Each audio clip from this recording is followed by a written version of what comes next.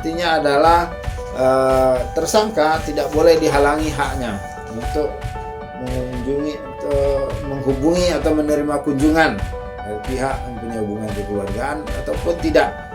Artinya ketika tidak ada hubungan kekeluargaan, dia mungkin saja dapat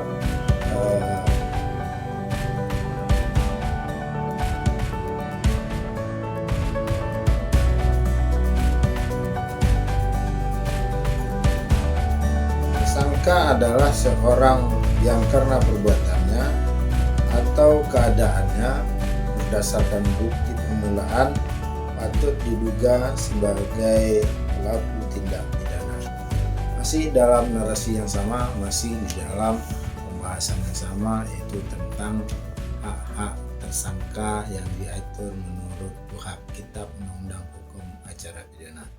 Assalamualaikum warahmatullahi wabarakatuh. Alhamdulillahirrahmanirrahim, wa syukurillah kita kepada Allah Subhanahu wa Ta'ala yang telah memberikan rahmat dan hidayahnya, karunia serta limpahan taufiknya kepada kita semua.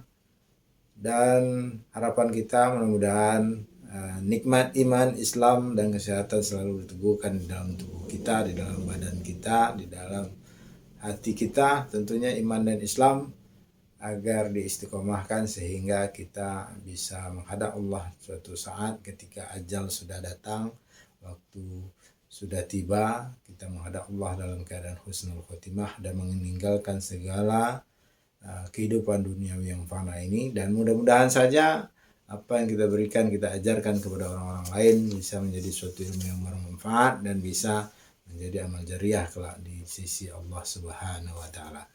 Salawat beriring salam tidak pesan-pesan yang kita kirimkan kepada junjungan alam Nabi besar Muhammad sallallahu alaihi wasallam dengan mengucapkan Allahumma salli ala sayyidina Muhammad wa ala ali sayyidina Muhammad.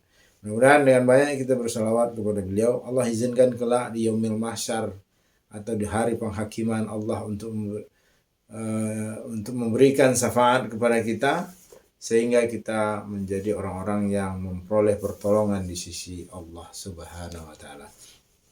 Masih di dalam narasi yang sama, masih di dalam posisi ilmu hukum yang sama, yaitu tentang hak-hak tersangka yang menjadi atau yang diakui di dalam KUHP, Kitab Undang-Undang Hukum Acara Pidana. Nah, karena apa? Karena KUHP sejatinya juga melindungi si tersangka, bagaimana hukum material itu ditegakkan. Nah, kali ini kita bahas, kemarin kita sudah bahas sampai tentang orang yang mendapatkan bantuan hukum secara cuma-cuma dari negara. Artinya ketika dia tidak sanggup untuk meminta atau membayar suatu bantuan hukum, maka dia dijamin oleh negara haknya melalui pasal 56 KUHP. Nah, negara yang akan membayar atau menunjuk seseorang untuk mendampingi proses hukum tersangka tersebut karena ancaman hukuman yang diterimanya hukuman mati atau ancaman hukuman di atas 15 tahun penjara. Nah, kali ini kita bahas selanjutnya hak-hak tersangka sebagaimana yang diatur dalam KUHP. Dan saya juga sudah mengintisarikan apa yang akan saya sampaikan dalam video kali ini sehingga tagar 10 menit melek hukum bisa tetap kita lalui dalam video ini, tidak terlalu panjang sehingga tidak membosankan sobat-sobat sekalian. Nah, semua sudah saya intisarikan, ada 5 hal atau 5 pembahasan pada video kali ini yang akan saya jabarkan kepada sobat-sobat sekalian. Nanti silakan dicari pembandingannya, dan ini bukan akhir karena nanti setelah ini akan ada episode selanjutnya seperti sequel atau cerita bersambung atau sinetron, ada pembahasannya karena hak-hak tersangka dalam KUHP ini cukup panjang. Yang keenam, hak tersangka di dalam KUHP adalah hak tersangka yang dikenakan penahanan untuk menghubungi penasihat hukumnya. Nah, KUHP melalui pasal 57 ayat 1 itu menjamin bahwa tersangka itu berhak untuk menghubungi penasihat hukumnya. Kapan waktu tersangka untuk berhak menghubungi penasihat hukumnya?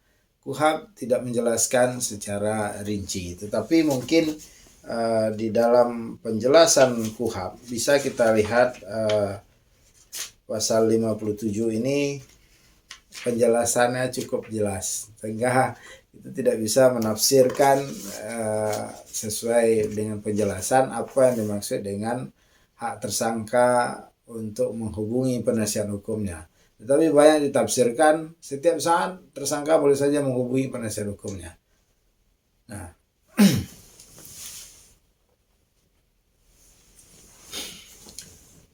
yang ketujuh atau yang kedua dalam episode yang kedua ini. Nah, yang ketujuh, tersangka yang berkebangsaan asing yang dikenakan penahanan berhak untuk menghubungi dan berbicara dengan perwakilan negaranya dalam menghadapi proses perkaranya. Nah, di Indonesia cukup sering terjadi penangkapan terhadap warga negara asing. Yang sering terjadi itu kita lihat sebagaimana di pemberitaan itu di Bali ya, di Bali dan Pasar. Di Jakarta itu sering kita lihat penangkapan terhadap warga negara asing.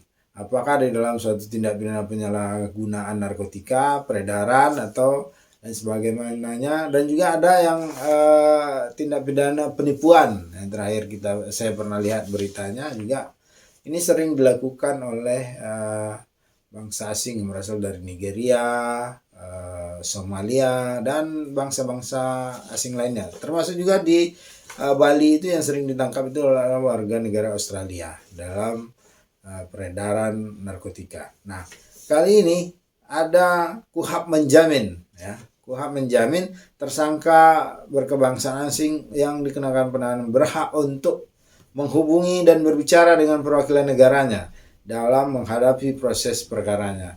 Hal ini diatur dan dijamin di dalam pasal 57 ayat 2 KUHP. Cuma bagaimana implementasinya? Implementasinya tentu harus tetap mengikuti prosedur dan ketentuan yang berlaku di dalam masa penahanan itu. Misalnya karena berhak tersebut tidak juga sekonyong-konyong tanpa suatu ketentuan si perwakilan negara datang setelah dihubungi oleh si tersangka, tetapi tentu ada ketentuan-ketentuan yang harus dipenuhi. Saya tidak menjabarkan ketentuan di sini, tetapi inilah hak tersangka berkebangsaan asing. Yang ke-8, tersangka yang dikenakan penahanan berhak menghubungi dan menerima kunjungan dokter pribadinya untuk kepentingan kesehatan. Nah, ini diatur di dalam pasal 58 KUHP, maksudnya bahwa tersangka yang dilakukan penahanan itu berhak untuk menghubungi dan menerima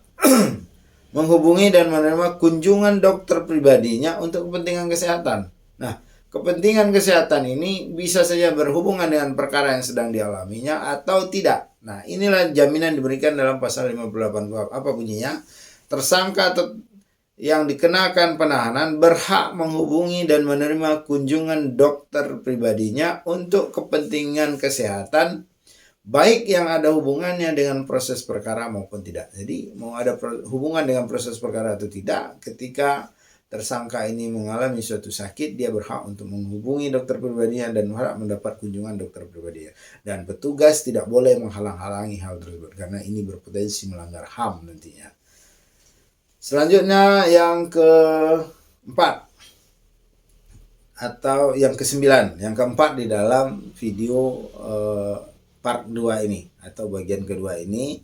Nah, tersangka yang dikenakan penahanan berhak diberitahukan oleh pejabat yang berwenang pada semua tingkat pemeriksaan kepada keluarganya atau orang lain untuk mendapatkan jaminan penangguhan atau bantuan yang diperlukan tersangka untuk mendapatkan bantuan jaminan penangguhan penahanan. Pasal 59. Nah, kita lihat secara jelas bunyi pasal 59 KUHP, Kitab Undang-Undang Hukum Acara Pidana. Nah, apa bunyi pasal? Bunyi pasal adalah tersangka atau tersangka yang dikenakan penahanan berhak untuk diberitahukan tentang penahanan atas dirinya oleh pejabat yang berwenang pada semua tingkat pemeriksaan dalam proses peradilan, pada keluarganya atau orang lain yang serumah dengan tersangka atau terdakwa untuk mendapatkan bantuan hukum dan jaminan bagi penangguhannya. Jadi tersangka yang ditahan itu dalam semua tingkat proses peradilan berhak untuk mendapatkan jaminan penangguhan atau bantuan yang diperlukan tersangka, dan dia harus diberitahukan ya surat penahanannya itu berkaitan dengan apa ini, dan harus diberitahukan kepada keluarganya atau orang yang serumah dengan tersangka tersebut. Nah, selanjutnya poin ke-10 atau ke-5 pada episode kali ini. Nah, tersangka berhak menghubungi dan menerima kunjungan dari pihak yang mempunyai hubungan kekeluargaan atau lainnya dengan tersangka guna mendapatkan jaminan bagi penangguhan penahanan ataupun untuk usaha mendapatkan bantuan hukum. Nah, ini diatur di dalam pasal 60 KUHP. Pasal 60 KUHP. Intinya adalah tersangka tidak boleh dihalangi haknya untuk mengunjungi atau menghubungi atau menerima kunjungan dari pihak yang punya hubungan kekeluargaan ataupun tidak. Artinya ketika tidak ada hubungan kekeluargaan, dia mungkin saja dapat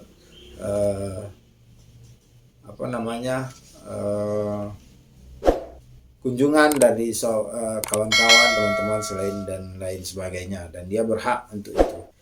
Mendapatkan jaminan penangguhan guna mendapatkan jaminan penangguhan penahanan maupun usaha untuk mendapatkan bantuan hukum. Artinya ketika mungkin si tersangka ini setelah dilakukan penahanan, tentu dia tidak mempunyai akses yang luas kepada dunia luar, maka dia berhak mendapatkan kunjungan dari hubungan dari pihak yang mempunyai hubungan kekeluargaan maksudnya.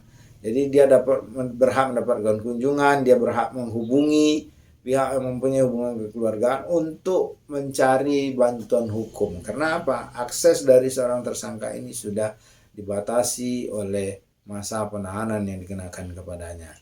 Nah, ini adalah 10 poin atau poin kelima dalam part kedua ini tentang hak-hak yang dimiliki oleh seorang tersangka ketika sedang menghadapi proses hukum atau proses tindak pidana. Nah, mudah-mudahan apa yang saya sampaikan dalam video singkat ini ada manfaatnya untuk sobat-sobat sekalian dan bisa memberikan suatu pencerahan ilmu pengetahuan di bidang ilmu hukum. Dan nantikan tahapan selanjutnya tentang hak-hak tersangka yang akan kita ulas 5 poin lagi sesuai dengan Bila itu ya. Assalamualaikum.